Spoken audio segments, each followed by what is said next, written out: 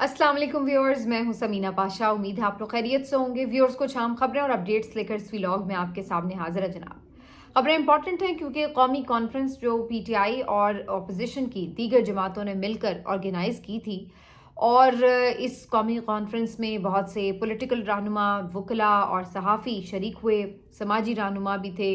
और मुख्तलिफ शोबा ज़िंदगी से ताल्लुक़ रखने वाले कीमती अफराद ने यहाँ पे शिरकत की। अब ये जो कॉन्फ्रेंस थी, इसको पहले तो मुनक़िद करवाने ही नहीं दिया जा रहा था, लेकिन उसके बाद एक रोज़ की ये कॉन्फ्रेंस जब हो गई तो उसके बाद अगले रोज़ भी इसे जारी रहना था। लेकिन इस दौरान रुकावटें शुरू कर दी गई डालना, और कोशिश की जा रही है कि कल के रोज़ ये कॉन्फ्रेंस ना जारी रह सके।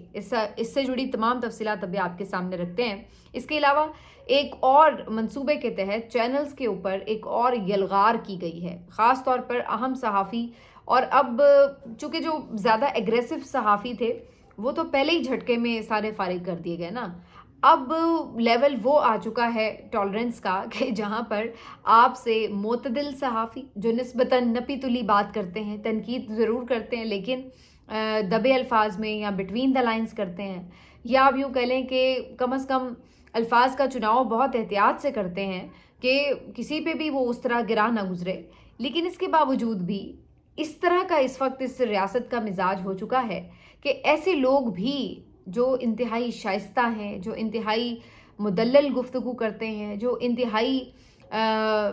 नरम मिजाज लोग हैं, कभी आप उनको बदतमीज़ी, गालम गलो, जज्बातियत में नहीं देखते, लेकिन अब वो लोग भी जो हैं वो बर्दाश्त नहीं हो रहे। तो इसके ऊपर भी अभी आपको तफसीलात बताते हैं कि अब कौन से सहाफ़ी जो हैं वो रडार पर आ चुके हैं। इसके अलावा जी एक अहम जो विल्सन का ट्वीट, उसके बारे में आपको अपडेट करेंगे। और इमरान खान साहब जो हैं उनकी कल भी जो समाअत होनी थी वो मुलतवी कर दी गई है। फ़िलहाल तो बज़ाहिर ऐसा लग रहा है,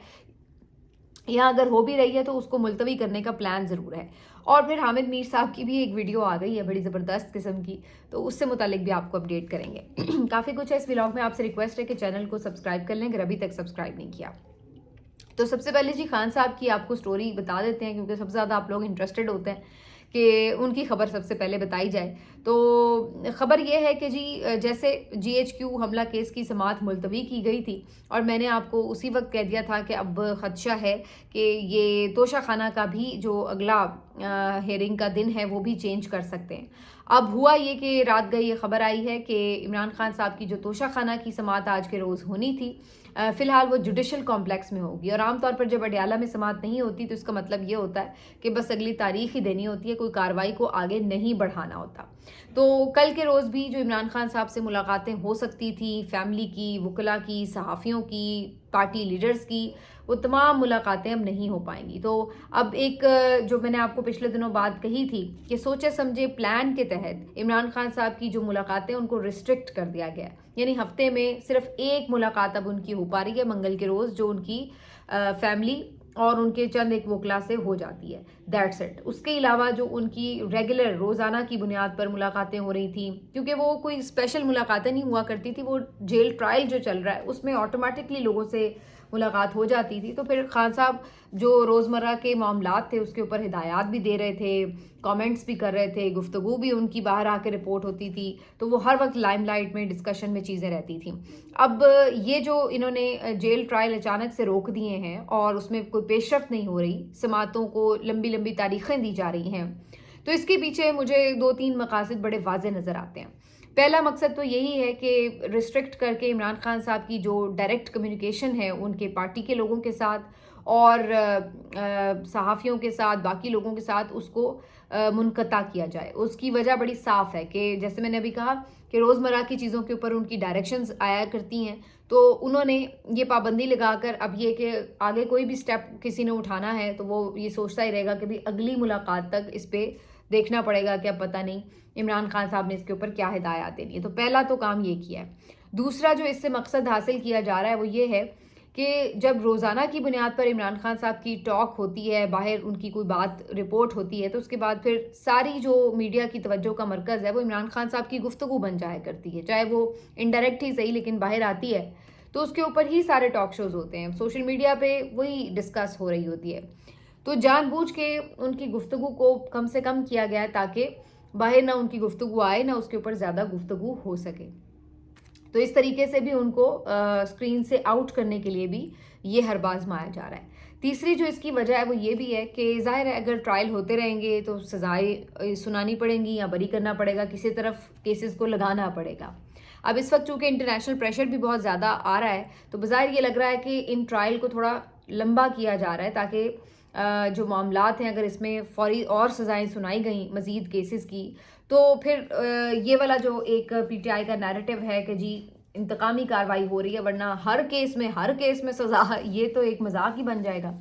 تو اس چیز کو پھر ظاہر ہے جو پی ٹی آئی کا نیریٹو ہے اس کو تقویت ملے گی، انٹرنیشنلی تقویت ملے گی کہ جی یہ تو پہلے یہ بات کہہ رہے ہیں، اس کا مطلب بات ٹھیک ہے، ہر دوسرے دن ان کو سزا سنا دی جاتی کسی نہ کسی کیس میں۔ تو اس وجہ سے بھی اس کو تھوڑا سا لنگر آن اب کیا جا رہا ہے، سلو کر دیے گئے ہیں کیسز۔ تو یہ 3-4 وجوہات بڑی صاف نظر آتی ہیں کہ جس لیے عمران خان صاحب کے جو جیل ٹرائل ان کو سلو بھی کیا گیا ہے اور ان کی ملاقاتوں کو ریسٹرکٹ بھی کیا گیا ہے۔ تو اب دیکھتے ہیں مزید کتنے دن ایسا ہوتا ہے، کیونکہ جو پہلے تاریخ ڈلی ہے وہ تو بڑی لمبی تاریخ 12 مارچ کی تاریخ ڈلی ہے جی ایچ کیو کیس میں، تو اس سے آپ اندازہ لگا لیں۔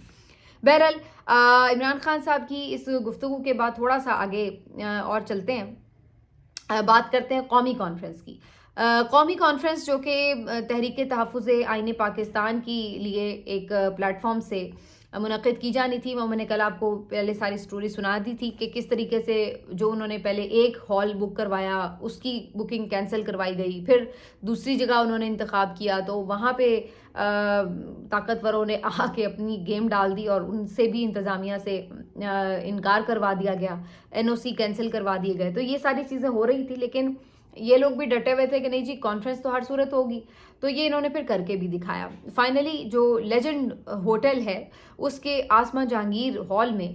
ان کو موقع ملا کہ یہ آج بیٹھ سکیں اور انہوں نے آج پھر ایک کانفرنس کی بھی، آپ نے دیکھا جس کے بارے میں نے تفصیل ابھی پچھلے ویلاگ میں بھی بتائی ہے کہ آج کس کس نے تقاریر کی، اور اس ویلاگ کے بعد بھی تقاریر چونکہ جاری تھی تو اور بھی لوگوں نے خطاب کیا، جس میں امیر عباس بھی شامل ہیں، جس میں اطہر کاظمی صاحب بھی شامل ہیں، جس میں لیفٹیننٹ جنرل ریٹائرڈ خالد نعیم لودھی صاحب کا بھی خطاب ہے، جس میں وکلاء کی طرف سے عابد زبیری صاحب کا خطاب ہے، جس میں سلمان اکرم راجہ صاحب کا خطاب ہے۔ تو ان سب لوگوں نے گفتگو کی اور اگین جیسے میں نے پچھلے ولاگ میں آپ کو بتایا، کچھ نے عدلیہ کے ساتھ جو ہوا ہے اس کا ماتم کیا، کوئی بیچارہ میڈیا کے ساتھ جو ہو رہا ہے اس کے اوپر نوحہ کناں تھا، اور کوئی پولیٹیکل ورکرز کے ساتھ جو ظلم اور جبر ہوا ہے اس کی فسطائیت کی روداد سنا رہا تھا۔ تو ہر کوئی اپنے اپنے انداز سے یہ بتا رہا تھا کہ پاکستان میں اس وقت جمہوریت کا حال ہے کیا۔ اب اگلا جو روز تھا، چونکہ یہ اگلے روز بھی کانفرنس جاری رہنا تھی، تو اس روز شنید تھی کہ ماہرنگ بلوچ صاحبہ اور منظور پشتین صاحب، ان لوگوں کو بھی بلایا گیا تھا، انہوں نے بھی کانفرنس میں شرکت کرنی تھی۔ اب یہ آپ کو پتہ ہے کہ وہ لوگ ہیں جو کہ اسٹیبلشمنٹ کے ناپسندیدہ لوگ ہیں اور ان کو انکریج نہیں کیا جاتا باقی پارٹیز کی طرف سے اس طرح سے۔ تو یہ اب لوگوں نے کل شرکت کرنا تھی، اور اس کے بعد آج کی جو گرما گرم تقاریر ہوئی ہیں اس کے بعد اور بھی زیادہ اس چیز کا انہیں ایک مسئلہ ہو رہا تھا کہ جی اب کل پھر یہ اسی طرح تقاریر سننی پڑیں گی۔ مسئلہ یہ کہ جب آپ کا چہرہ بدنما ہوتا ہے تو پھر آپ کو جب کوئی سچ دکھاتا ہے، آئینہ دکھاتا ہے، تو پھر آپ کو وہ آئینہ برا لگتا ہے اور آپ یہ سوچتے ہیں کہ جناب یہ آئینہ ہی توڑ دیا جائے۔ تو اب یہ جو ایک دن آئینہ دکھایا گیا تو اس سے بہت زیادہ ظاہر تکلیف ہوئی۔ اس کے بعد یہ سوچا گیا کہ نہیں جی اب اگلے دن یہ کانفرنس نہیں ہونی چاہیے، اور پھر جیسے ہی آج کا دن اختتام پذیر ہوا تو سارے ہرکارے حرکت میں آئے، اور پھر ہم نے دیکھا کہ پتہ یہ چلا کہ جی ایک دم انتظامیہ نے انکار کر دیا ہے کہ جناب ہم پہ بہت پریشر ہے، ہم آپ کو کل کے دن کے لیے یہ کانفرنس کا جو ہال ہے وہ اویلیبل نہیں کر سکتے۔ کافی دیر مذاکرات بھی چلتے رہے، کوشش ہوتی رہی، لیکن انتظامیہ کو یہ بتایا گیا کہ جی ہم تو یہ کنٹینیو کریں گے۔ انہوں نے کہا دیکھیں ہماری طرف سے کوئی ایشو نہیں ہے لیکن ہم پر پریشر بہت ہے، ہم کیا کر سکتے ہیں۔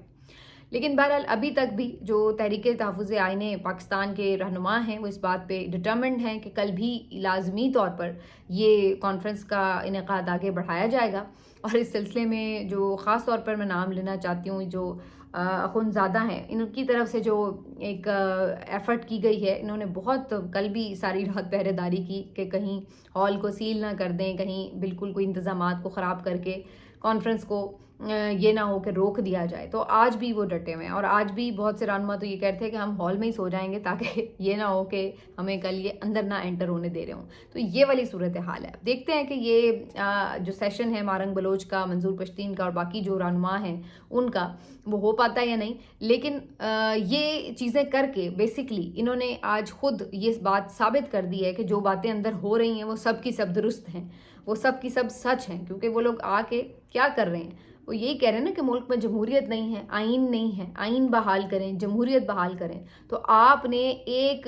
انڈور کانفرنس کو روک کر یہ ثابت کر دیا کہ جی ہاں ملک میں واقعی جمہوریت نہیں ہے، اور ہم کسی کو کوئی ڈائسنٹنگ وائس ہم برداشت ہی نہیں کر رہے، کوئی مختلف بات کرنے والا شخص ہمیں قابل قبول ہی نہیں ہے. تو آپ نے اس چیز کے اوپر اور مہر تصدیق ثبت کر دی. پہلے مجھے لگ رہا تھا کہ کیا ہوگا، تقریریں کریں گے ختم ہو جائے گا، لیکن پہلے ہی دن کے بعد جو حکومت کے اس وقت حالات ہیں اس سے تو مجھے لگ رہا ہے کہ یہ تو بڑی گہری چوٹ لگی ہے ان کو اس کانفرنس سے. ورنہ نارملی کیا ہوتا ہے، بندہ سوچتا ہے یار کوئی سیمینار میں آتا ہے، تقریریں کرتا ہے، چلا جاتا ہے، اس سے کیا فرق پڑے گا. لیکن جب آپ اندر سے کمزور ہوتے ہیں اور خوف زدہ ہوتے ہیں تو پھر آپ کو اسی طرح فرق پڑتا ہے جیسے کہ انہیں فرق پڑا ہے. اچھا، اس کے بعد پھر جیسے میں نے بھی کہا کہ ہر جو مختلف آواز ہے اس کو دبانے کی تیاری ہے، گلا گھونٹنے کی تیاری ہے. تو اس سلسلے میں آج کے لیے ایک اور صحافی برادری کی طرف سے یہ خبر بھی سامنے آئی کہ جی حبیب اکرم صاحب جو ہیں، اب حبیب اکرم صاحب مجھے بہت ذاتی طور پر پسند ہیں ایک صحافی کے طور پر، کیونکہ بہت خوبصورت صحافی ہیں وہ ہر لحاظ سے. اگر آپ دیکھیں بہت معتدل بات کرتے ہیں، اصول پسندی ہے، پھر ان کی گفتگو کی روانی ہے، پھر اس کے بعد جو ادب اور ایک لفاظی کا ایک ان کے پاس مہارت ہے، وہ تمام چیزوں کو پرو کر جس طرح سے ایک خیال کو لے کے وہ چلتے ہیں، بہت ہی خوبصورتی سے بات کو بیان کرنے کا ہنر جانتے ہیں. حبیب اکرم صاحب ان لوگوں میں سے ہیں جو بہت جذباتی نہیں ہوتے، ان لوگوں میں سے ہیں جن کو آپ یہ نہیں کہہ سکتے کہ تجاوز کر جاتے ہیں، کہیں جذبات کی رو میں بہہ جاتے ہیں. ایسے لوگوں میں سے نہیں ہیں وہ بڑی نپی تلی، کیلکولیٹڈ، بڑی پریکٹیکل بات کرتے ہیں اور بڑے طریقے سے بات کرتے ہیں، بڑی ایسی شائستگی سے بات کرتے ہیں، مہذب طریقے سے بات کرتے ہیں کہ کسی کو برا بھی نہ لگے. تنقید تو ہوتی ہے لیکن وہ ایسی تنقید نہیں ہوتی جیسی ہم کر دیتے ہیں کہ بس پھر جذبات میں آتے ہیں، بہت کچھ کہہ جاتے ہیں، کھل کے بات کر لیتے ہیں اور بھڑاس بھی نکال لیتے ہیں. لیکن یہ تو بڑے ایکسپیرینس لوگ ہیں، بڑے منجھے ہوئے لوگ ہیں جو بڑا کیلکولیٹڈ رسپانس دیتے ہیں. لیکن حبیب اکرم صاحب کو بھی سنو ٹی وی کا جو وہ پروگرام کرتے ہیں اس سے آف ایئر کر دیا گیا. یہ اچانک سے آج خبر آئی، انہوں نے اس کو ٹویٹ بھی کیا. اب مجھے ذاتی طور پر حبیب اکرم صاحب ہوں، کاشف عباسی صاحب ہوں، اطہر کاظمی صاحب ہوں، یہ وہ لوگ ہیں جو بہت جس طرح میں نے کہا بڑے ڈیسنٹ لوگ ہیں اور بڑے طریقے سے گفتگو کرنے والے صحافی ہیں، بڑے سمجھدار لوگ ہیں. تو اگر اب اس نہج پر آ گئے ہیں یہ لوگ کہ اس طرح کی آوازیں بھی ان سے برداشت نہیں ہو رہی، تو پھر آپ اندازہ لگائیں کہ ان سے پھر بات برداشت کون سی ہو رہی ہے. میں تو یہ بات سوچ کے حیران ہوں کہ پھر پیچھے رہ کیا گیا. پھر اس کا مطلب ہے پیچھے تو صرف یہ رہ گیا کہ آپ رضی دادا کو جو ہے وہ ہر جگہ بٹھا لیں، ہر چینل کے اوپر 7، 8، 10 بجے تمام شوز وہی کریں، اور ان جیسے باقی جو 2-4 لوگ اور ہیں وہ بھی کریں جو آ کے سیدھی سیدھی گالیاں دیں، برا بلا کہیں اور بلو دا بیلٹ گفتگو کریں، فیک نیوز پھیلائیں. ان لوگوں کو آپ پھر بٹھا دیں، پھر یہی رہ جاتا ہے نا باقی. اگر آپ سے اس طرح کی معتدل آوازیں بھی برداشت نہیں ہو رہی، کیونکہ مجھے یہ ایک میں نے کلپ دیکھا ہے، اس سے مجھے پتہ چلا ہے کہ جو عمران شفقت صاحب ہیں ان کی طرف سے میں نے سنی ہے یہ خبر کہ مزید بھی صحافی پائپ لائن میں ہیں جن میں وہ تو پارس جہاں زیب کا نام لے رہے تھے، اطہر کاظمی صاحب کا نام لے رہے تھے، ایون شہزاد اقبال اور حامد میر صاحب جو ہیں ان کے حوالے سے بھی ایسی خبریں گردش کر رہی ہیں کہ ان لوگوں کو بھی یا تو آف ایئر کیا جا سکتا ہے یا نوکریوں سے نکلوایا جا سکتا ہے. تو اب آپ اندازہ لگا دیجئے کہ اگر یہ والی آوازیں بھی آپ سے برداشت نہیں ہو رہی تو پھر بات آ کے رکنی کدھر ہے. تو یہ تو اب ایک طرف تو مجھے یہ افسوس ہوا، لیکن پھر دوسری طرف مجھے ایک بات کا یقین ہو گیا کہ اب اس کا مطلب ہے کہ اس پورے جعلی نظام کی دن جو ہیں وہ واقعی گنے جا چکے ہیں. کیونکہ یہ جو آخری ہتھ کنڈے ہوتے ہیں نا جہاں بالکل ہی آپ اس طرح چھوئی موئی بن کے بیٹھ جاتے ہیں، وہ یہ بات کا ایک طرح کا پیغام دے رہے ہوتے ہیں، یہ اس بات کا مظہر ہوتے ہیں کہ جناب ہن گل مک گئی ہے، ہن پلے کچھ نہیں رہ گیا. اس لیے جب دیکھیں آپ مضبوط ہوتے ہیں نا، کوئی کچھ بھی کہہ رہا ہوتا ہے آپ کو فرق نہیں پڑ رہا ہوتا. جب آپ اندر سے ہلے ہوئے ہوتے ہیں پھر آپ کو چھوٹی سی بات بھی بڑی لگ رہی ہوتی ہے. تو یہ اس وقت وہ والی کیفیت ہے. اور میں آج حامد میر صاحب کی بھی ٹویٹ دیکھ رہی تھی، انہوں نے بھی ایک ویڈیو شیئر کی ہوئی تھی، اور حامد میر صاحب کے اوپر ایک باقاعدہ ایک اے آئی جنریٹڈ فیک ویڈیو بنائی گئی ہے، جس میں یوں تاثر دیا گیا جیسے وہ عمران خان صاحب سے اور حامد میر صاحب کی جیل میں ملاقات ہو رہی ہے، اور وہ گفتگو کر رہے ہیں کہ جی پروپیگنڈا کر کے کس طریقے سے بات کو پھیلایا جانا ہے، اور یہ وہ اس طرح کی فضول سا کانٹینٹ ہے جس کا نہ کوئی سر ہے نہ کوئی پیر ہے. تو اب مطلب یہ اس لیول تک آ گئے ہیں کہ صحافیوں کے اوپر بھی آ کے اے آئی جنریٹڈ اس طرح کی چیزیں بنا رہے ہیں. تو اس سے آپ اندازہ لگا رہے ہیں کہ ان کا لیول کیا ہے. حالانکہ حامد میر صاحب جب بھی اس نظام کی تنقید کرتے ہیں تو وہ تو پچھلی کئی نظاموں کی ہر دور حکومت میں تنقید کرتے رہے. عمران خان صاحب پہ بھی تنقید کرتے رہے، اور ابھی بھی جب وہ اکثر تنقید کر رہے ہوتے ہیں تو ساتھ میں ریفرنس ضرور دے رہے ہوتے ہیں کہ عمران خان صاحب کے دور میں اس طرح سے ہوا تھا. لیکن پھر بھی جو ہے وہ ان کی اس نظام کے کرتا دھرتا کی برداشت کا لیول آپ دیکھ لیں کہ اتنی سی بھی جو بات ہے وہ برداشت نہیں ہو رہی. تو پھر آپ اندازہ لگا لیں کہ بات جا کے رکنی کی طرح. میں تو اس بات پہ حیران ہوں. بہرحال جی، اس سب کے ساتھ یہ جو چیزیں ہیں اب آہستہ آہستہ باہر کی دنیا دیکھ رہی ہے، اور اسی وجہ سے اس پہ آوازیں زوردار اٹھ رہی ہیں. جو ولسن نے ایک اور آج ٹویٹ داغا ہے، اور اس میں انہوں نے یہ پیغام دیا ہے کہ جس ایکٹ کا وہ ذکر کر رہے تھے کہ پاکستان ڈیموکریسی ایکٹ جو ہے وہ اس کا ایک ڈرافٹ تیار کر رہے ہیں. تو آج انہوں نے ٹویٹ کیا ہے کہ وہ جو مسودہ ہے وہ تقریباً حتمی مراحل میں ہے اور آلموسٹ کمپلیٹ ہو رہا ہے. اور انہوں نے بتایا کہ اس کے تحت آرمی چیف عاصم منیر صاحب، مختلف جرنیل، مختلف حکومتی عہدیدار اور ان کی فیملیز، ان سب کے حوالے سے جو پابندیاں لگانے کا طریقہ کار ہے یا ٹائم فریم ہے اس کو متعین کرنے کے لیے جو پورا ایک ڈرافٹ ہے اس کو تیار کر لیا گیا ہے. اور اس بات کا قوی امکان ظاہر کیا جا رہا ہے کہ مارچ میں جو اہم قانون سازیاں کچھ ہوئیں گی امریکہ کے لیے، اس کے ساتھ ہی ان کو نتھی کر کے پاس کروا لیا جائے گا. تو اس صورت میں اگر یہ پاس ہو جاتے ہیں تو پھر آپ اندازہ لگا لیجئے کہ پاکستان کے لیے کیا صورتحال بننے جا رہی ہے. یہ اس اسٹیبلشمنٹ کے لیے، اس نظام کے لیے بہت خطرناک صورتحال ہو جائے گی کہ اگر آپ کے آرمی چیف یا باقی جو آپ کے اہم عہدیداران ہیں ان کے اوپر امریکہ میں داخلے پر پابندیاں لگ جائیں، یا ان کے اگر کوئی پراپرٹیز ہیں، کوئی اکاؤنٹس ہیں وہ وہاں پر اگر سیل ہو جائیں یا ان کے اوپر ضبط کر لیے جائیں یا کسی قسم کی بھی اس کے اوپر پابندیاں، تو یہ جو یا پاکستان کو کے ساتھ مختلف معاہدے جو ہیں ان کے حوالے سے کوئی پابندیاں ہو جائیں، کسی بھی حوالے سے ہوں، یہ کافی پاکستان کے لیے الارمنگ سچویشن بن سکتی ہے. اور یہ وہ پوائنٹ ہے کہ جس سے ابھی تک ہر کوئی ڈر بھی رہا ہے اور بچنے کی کوشش بھی کر رہا ہے کہ بے شک ہم ادھر جو مرضی کرتے رہیں لیکن اس طرف نہ بات آئے. تو اب یہ جو ولسن نے ایک پہلا پتھر تو پھینک دیا ہے، اب اس کا رزلٹ کیا نکلتا ہے وہ ہمیں آنے والے دنوں میں نظر آئے گا. لیکن یہ ایک خاصی سیریس بات ہے اور اس رجیم کو میرا خیال ہے اس کی کافی فکر ہوگی، بے شک یہ شو کریں یا نہ کریں. اس کے بعد جی اب آپ کو بتا دیں کہ جو ایک گانا خاص طور پر ریلیز کیا گیا ہے سن دشمنا کے نام سے ISPR کی طرف سے، اس گانے کے اوپر بھی کافی بات چیت ہو رہی ہے. پہلے تو اس اینگل سے بات ہو رہی ہے کہ کہاں ایک زمانہ تھا کہ ISPR کی طرف سے کوئی گانا ریلیز ہوتا تھا تو چند ہی گھنٹوں میں ملینز میں ویوز چلے جاتے تھے، لیکن اب بہت ہی کم تعداد میں لوگوں نے اس گانے کو دیکھا ہے ابھی تک، اور بڑے کم لوگوں نے اس کو سراہا ہے. دوسری بات جو اس پہ بہت بات ہو رہی تھی وہ اس کانٹیکس میں بھی کی جا رہی ہے کہ اس میں بھی پھر وہ فسادی اور ان لوگوں کے حوالے سے بھی میسج دینے کی کوشش کی گئی ہے. تو عام طور پر ظاہر ہے سب کو یہ اندازہ ہے کہ جب ISPR کی طرف سے یا اسٹیبلشمنٹ کی طرف سے اس طرح کے الفاظ استعمال ہوتے ہیں تو اس میں پھر فوراً طور پر ڈیجیٹل دہشت گردی اور پھر جو PTI اور پھر سوشل میڈیا پر ہونے والی جو مختلف تنقید ہے اس کو عام طور پر ریفر کیا جا رہا ہوتا ہے. تو اس میں بھی یہ لگ رہا ہے کہ بھائی جو آپ کا آج کا دن ہے سرپرائز ڈے جو ہے یہ تو بیسکلی بھارت کے لیے پیغام ہوا کرتا ہے، کیونکہ اس روز کا آپ کو واقعہ یاد ہے عمران خان صاحب کے دور حکومت کا کہ جب بھارتی طیارے آپ نے گرائے تھے اور ابھی نندن کو بھی پکڑ لیا تھا.